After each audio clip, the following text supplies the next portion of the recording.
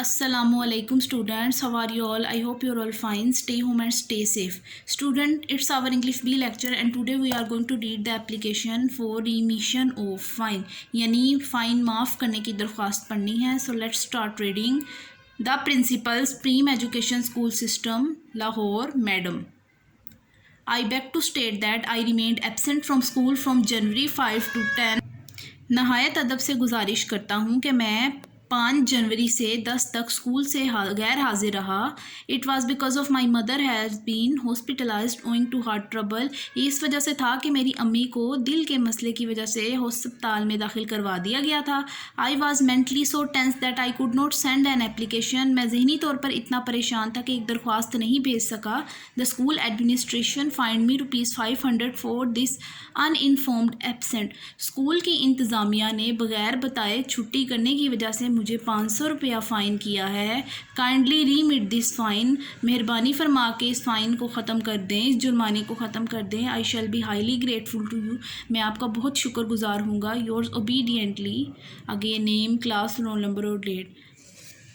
आपने जो है एप्लीकेशन वो याद करनी है और उसके साथ साथ अपनी वर्कबुक पे नोट डाउन भी कर लेनी है. ठीक है. Now come to the page number 24 and now we are going to do the comprehension paragraph. आपको पता है कि comprehension में एक पैराग्राफ लिखा होता है और कुछ क्वेश्चन आंसर्स होते हैं. You have to answer these question according to the paragraph. ठीक है. आपने पैराग्राफ के अकॉर्डिंग क्वेश्चंस के आंसर देने होते हैं. पैराग्राफ को अच्छी तरह पढ़ के. ये देखें क्या लिखा है. Read the paragraph carefully and answer the question. यानी पैराग्राफ को ध्यान से पढ़ें और सवालात के जवाब दें. हम ये पैराग्राफ पढ़ते हैं. There are different kinds of diaries. यानी डायरीज़ जो होती हैं उनकी मुख्तलिफ़ इक़साम होती हैं. They are used to remind one of appointments. They are used like planners in which people make entries about things to be done. उन्होंने कहा है ये हमारे अपॉइंटमेंट जैसे हम की याद हमें दिलाते हैं कि हमने अपने एक डे में क्या करना है. ये एक प्लानर की तरह होते हैं. यानी एक डायरी में हम अपनी रोज़मर्रा की प्लानिंग्स लिख सकते हैं कि हमने आज क्या काम करना है ताकि हमें याद रहे. ठीक है. They are used to record daily और मंथली एक्सपेंसेस. ये जो डायरीज़ हैं रोज़ाना और माहाना अखराजात हैं उनका हिसाब रखती हैं. In your school diary you note down your homework. अपनी स्कूल डायरी में आप होमवर्क अपना नोट डाउन करते हैं. Class assignment and days in which you have been absent from school. उसके अलावा अपनी क्लास असाइनमेंट्स और वो दिन जब आप स्कूल से छुट्टी करें उसका सारा होमवर्क नोट डाउन कर लेते हैं. ठीक है. A diary is also a personal record of events of your life. उन्होंने कहा एक डायरी आपकी ज़िंदगी के जो पर्सनल इवेंट्स होते हैं यानी आपकी ज़िंदगी में कोई भी काम हो रहा है उसका भी रिकॉर्ड रखती है अगर आप उस पर लिख सकते हैं. ठीक है. The diary of Anne Frank was written by a 13 years old girl Anne Frank की डायरी एने ने लिखी थी जब वो 13 साल की थी. ठीक है. Anne died young but her diary was found and handed to his father Otto Frank. Anne जल्दी मर गई थी लेकिन बाद में उसकी डायरी मिली जो कि उसके फादर ओटो फ्रैंक को दे दी गई थी. ठीक है. आप पैराग्राफ पढ़ के आपको अंदाज़ा हो गया होगा that the uses of diaries have been mentioned in this paragraph. ठीक है. So you have to answer the question according to the paragraph. Now come to the first question. How many kinds of diaries are there? कि diaries की कितनी इक़साम है. आपने paragraph में पढ़ा था there are different kinds of diaries. ठीक है. डायरीज़ की मुख्तलिफ़ इक़साम होती हैं. Write the uses of diaries. Diaries के क्या इस्तेमाल होते हैं ये देखें. यहाँ मैं लिख नहीं सकती क्योंकि यहाँ लाइन शॉर्ट है. मैंने यहाँ ऊपर निशान लगा दिया. देखें फर्स्ट लाइन में they are used to remind one of appointment. They are used like planners in which people make entries about things to be done. ठीक है. ये क्वेश्चन नंबर 2 का आंसर है. आपने खुद ढूंढने हैं पैराग्राफ ध्यान से पढ़ के. ठीक है. आगे क्वेश्चन नंबर 3 पे आ जाए. Are the diaries also used to record the expenses. हाँ उन्होंने क्या डायरीज़ अखराजात का हिसाब लगाने में भी इस्तेमाल होती हैं. इसका आंसर होगा yes the diaries are also used to record the expenses. Question number 4.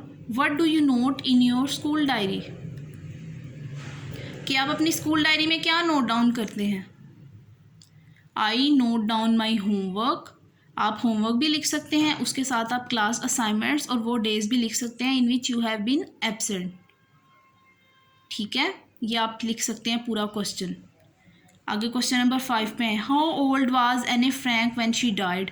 जब वो एने फ्रैंक कितने साल की थी जब वो मरी। She was 13 years old age you have read in the paragraph, ठीक है, 13 ईयर्स ओल्ड गर्ल, ठीक है। क्वेश्चन नंबर 6 में आ जाएं, what was the name of Anne's father.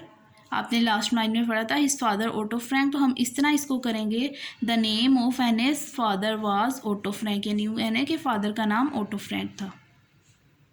Now come to the page number 25 and now we are going to do the antonyms, means opposites. Antonyms are words that means the opposite of each other. Antonyms और opposites ऐसे words होते हैं जो कि किसी दूसरे लफ्ज़ के उल्ट होते हैं, जैसे आपने उर्दू में अल्फाज उल्ट पढ़े होंगे। इसी तरह इंग्लिश में antonyms या opposites वो होते हैं ये जो कि मतलब एक वर्ड का उल्ट होते हैं। जैसे अगर मॉर्निंग होगा तो उसका ऑपोजिट इवनिंग होगा, अगर डे होता है वर्ड तो उसका ऑपोजिट नाइट होगा। ये देखें, a word that has the exact opposite meaning of another word is its antonym, ठीक है, जिसका बिल्कुल उल्ट मतलब होगा एंटोनियम्स, ठीक है। जिस तरह देखें, इसकी एग्जांपल्स कुछ लिखी हैं, ऐड जमा करना, सब्ट्रैक्ट माइनस करना, ठीक है, अबव ऊपर, बिलो नीचे, ठीक है। इसी तरह आपने अपनी एक्सरसाइज करनी है। देखें क्या लिखा है, right opposites of the following words, bad, good, better, worse, birth, death, boy, girl, clean, dirt, close, far, cold, hot and start. Dark, bright, day, night, laugh, weep या cry, late, early, up, down, sit, stand, favour, disfavour, sour, sweet, ठीक है। ये जो थे कुछ words, उनके opposites हमने लिख दिए हैं। आपने इनको अच्छी तरह याद कर लेना है और अपनी वर्क बुक पे नोट डाउन कर लेना है, ठीक है। आज के लिए हमारा इतना ही काम है। Till then take care of yourself very much. अल्लाह हाफिज़।